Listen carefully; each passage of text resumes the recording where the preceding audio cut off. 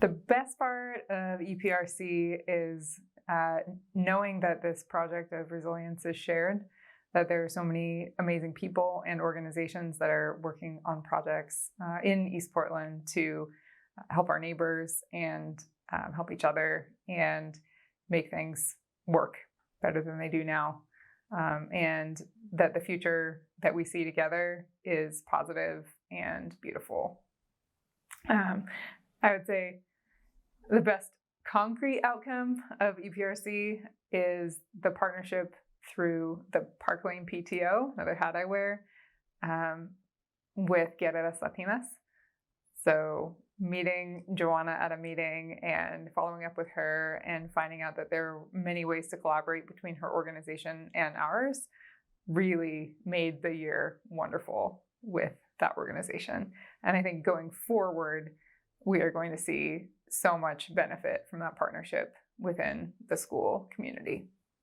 Oh, Karen from Park Lane PTO, she's just an amazing woman, amazing human being. He made possible for Guerrera Latinas pretty much to make this connection with the Park Lane school itself.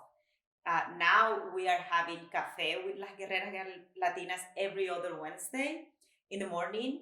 And also we are having emotional workshops to promote mental health, to pretty much destigmatize mental health and help the kids and their parents to explore their feelings with the goal of helping them not living in stress, not living in worry. Pretty much the workshops called Okay You. So what we are looking with this workshop is help the families and the kids to find their okay self. And it's been very, very successful.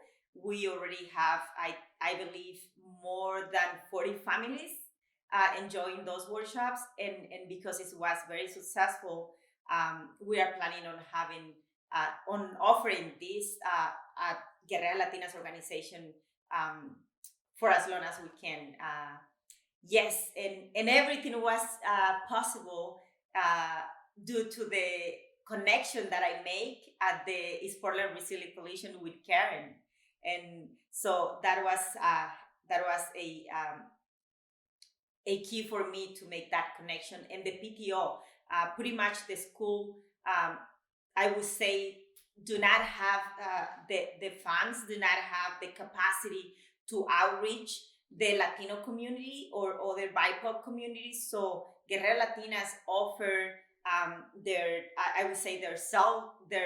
service. That we offer our help to make that to help them connect with the Latino community to start with, and we are looking to inspire other BIPOC communities to come and get involved in the school with their kids. The main goal of that is like having kids successful at the school and pursue higher education, of course. But having the parents informed on how can they connect with teachers and how can they learn about the resources and services at the school. And it's been great. So we have, I already have a list of at least 10 women that are very, very interested in joining the PTO. And we have great events at the school. I'm very, very involved now with the school, and I pretty much take in advance of the offer of using the space to host events. We just have a collection event on the 19th. We serve, we collect bulky waste of 115 families, so 4 tons of bulky waste.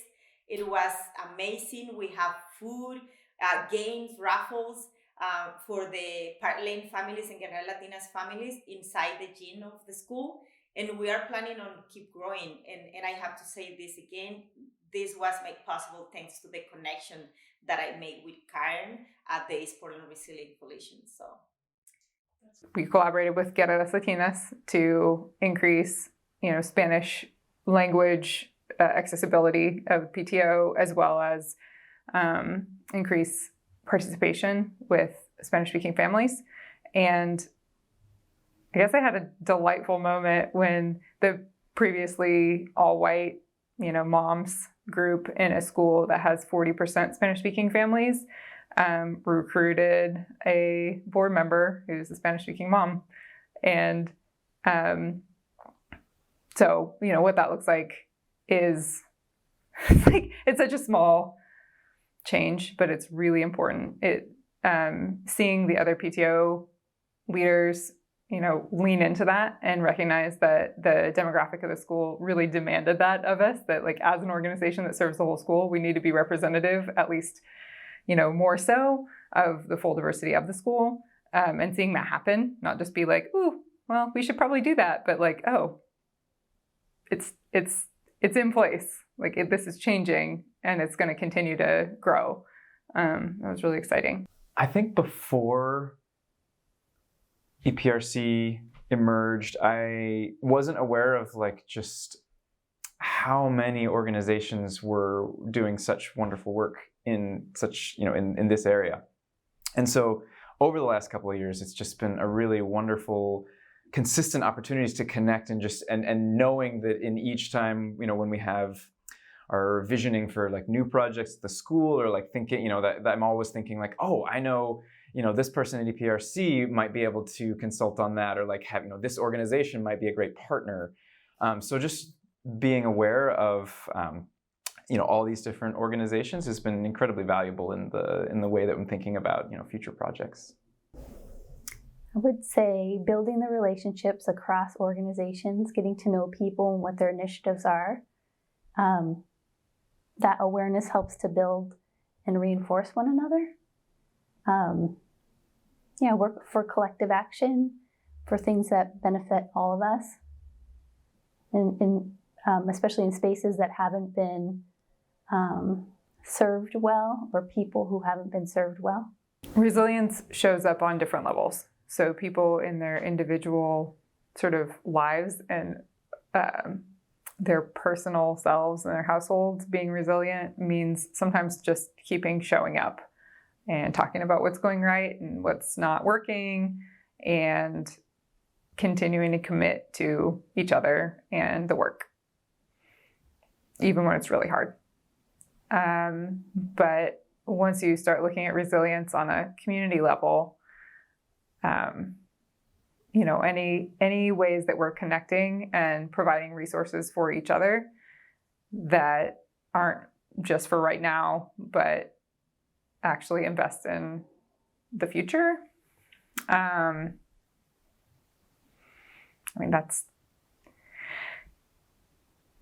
a lot harder. And I see people doing it every day in their families and in their organizations, whether they're paid to work there or whether they're volunteering. So the organizational growth that we've experienced this year has given us a window into a lot of new families and new people and how they're handling kind of the current situation. And then our big question is, since it is such a hard thing to get through the day for a lot of people, or through the week, what does it look like to build capacity so that in the future, when things are even harder, probably, we individually and collectively have the resources to handle those disruptions.